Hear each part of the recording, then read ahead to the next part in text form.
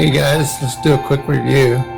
This is just something I just kind of threw together from my imagination. I wanted to show the light effect on the tree, casting a shadow. Got a little water in the background, a little field further back, distant to the distant tree line, and then of course up front here in the foreground you have another small tree growing up out of a bush here in the shadow, and more grass and land features and textures. I guess this white area is like a sand where the grass hasn't grown over, and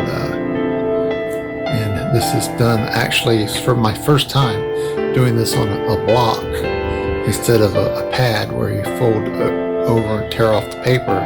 This is actually a block where all the edges are glued, and it prevents it supposedly from buckling and stretching like it usually does, and then kind of warping when it dries. And so far it's worked out very well. I don't really see any buckling at all. Wow, it really worked well. You pay a little extra for this.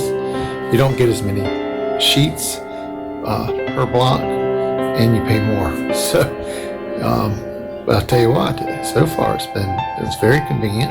It's worked out very well, so I liked it. So that's my I guess that was a quick review of using block paper versus to peel off pad type sheets. And so there you go. I hope you guys like that. Now let's take a quick look at the pictures.